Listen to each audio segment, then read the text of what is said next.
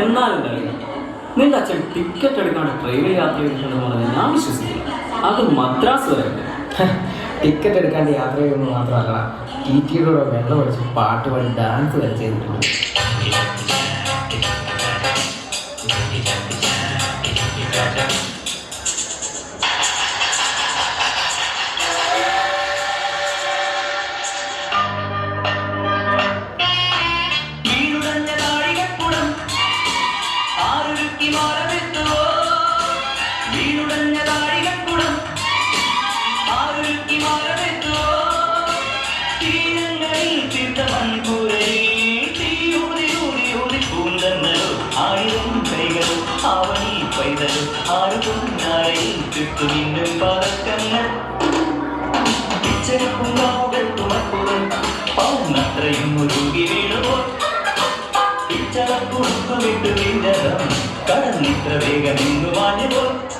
ഓ, നിന്റെ അച്ഛൻ അന്നേ പൊളിയായിരുന്നു അല്ലേ?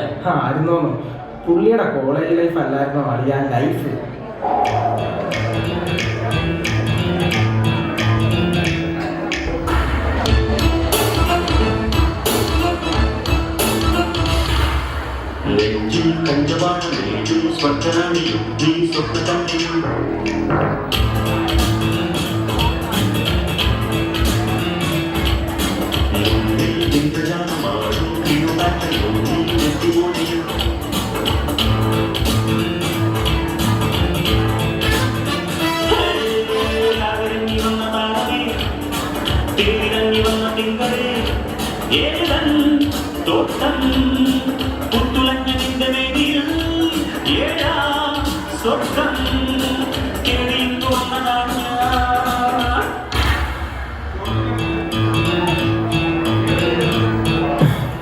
കോളേജിൽ പഠിക്കുന്ന കാലത്ത് അച്ഛൻ്റെ ആദ്യം പറഞ്ഞു ലവ് സ്റ്റോറി പറയൂ കേൾക്കട്ടെ.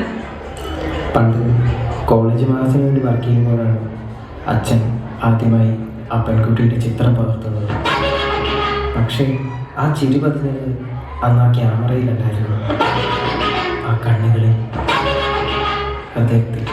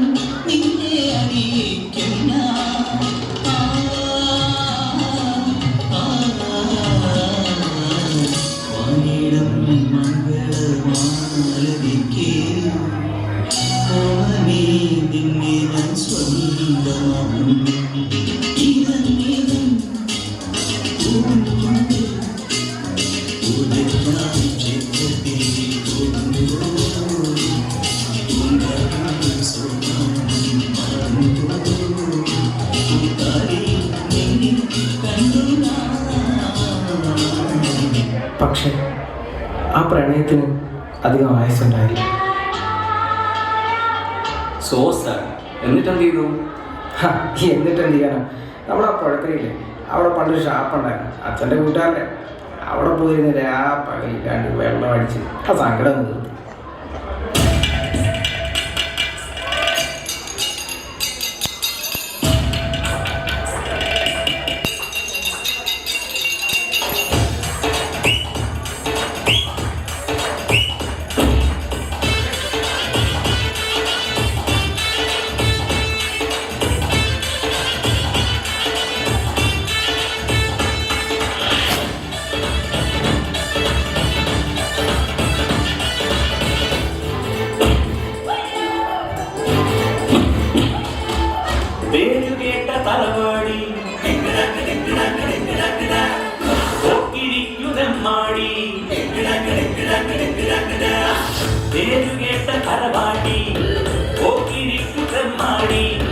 മണ്ണിലെ സത്യനേ സോമകന്യേ സടകുടഞ്ഞ വില്ലാളി ചോരയുള്ള പോരാളി ഇന്ദ്രനും ചന്ദ്രനും ബന്ധുവാണു നീ ശക്തമോടെ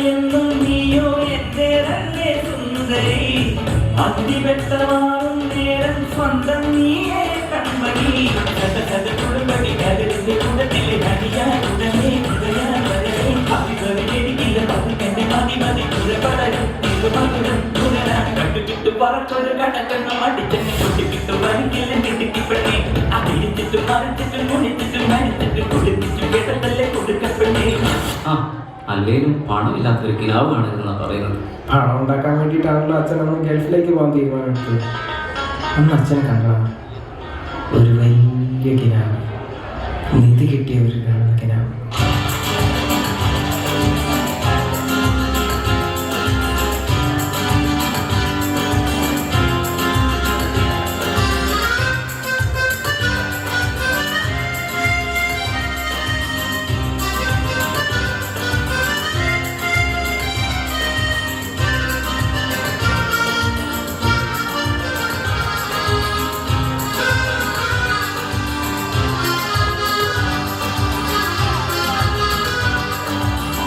മാനത്തെ ചന്ദ്രനത്ത് മണിമാളിക കെട്ടും ഞാൻ അറവിപ്പൊന്നു നേടുക്കി അറവാതിൽ പണിയും ഞാൻ ഹരിരി ഹരിരി ഹിലാലിന്റെ പൂന്തിര പോലെ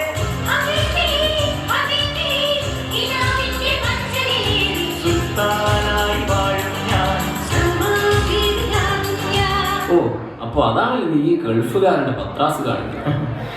അന്നൊക്കെ അച്ഛൻ വീട്ടിൽ വന്ന ആഘോഷം എന്താ, അന്നൊക്കെ എന്ത് ചോദിച്ചാലും ഞങ്ങൾക്ക് വാങ്ങിച്ചു തരും.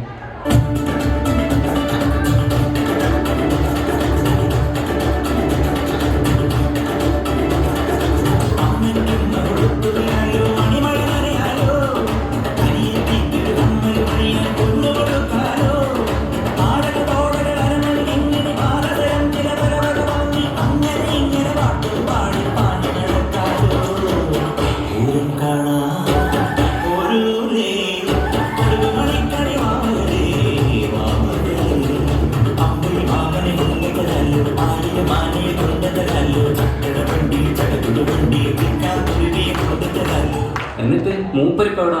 ഗൾഫിലാ? അല്ലടാ, ഇപ്പൊ തിരിച്ചു വന്നു. ചെറിയൊരു ബിസിനസ്സും പിന്നെ ഒരു ബസ്സും ഒക്കെ ഇറക്കി അങ്ങനെ ജീവിച്ചു.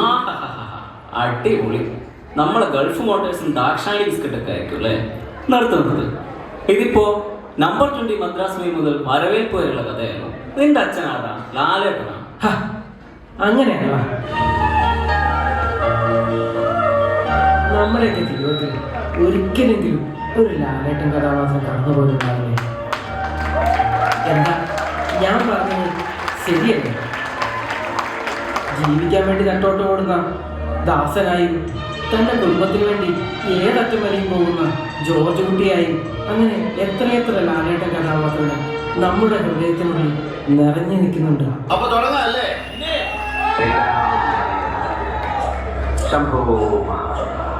ശ്രീനിവാസ സവാരി കിരികിരി കൈയ്യടമാണ് ബെസ്റ്റ് കണ്ണാ ബെസ്റ്റ്. നിനക്കൊന്നും അറിയില്ല, കാരണം നീ കുട്ടിയാണ്. ഗോവയായാലും നിന്റെ അപ്പൻ ജനിച്ച കുമ്പളങ്ങിയായാലും ജാക്കിക്കൂടെ വേലായുധനെ നേരെ നിന്ന് അടിക്കാനുള്ള ചങ്കുറപ്പ് നിനക്കായിട്ടുണ്ട്. നമ്മളിവിടെ റോഡ് കളിക്കാൻ വന്നിട്ട് 10-25 കൊല്ലമായി പോയാ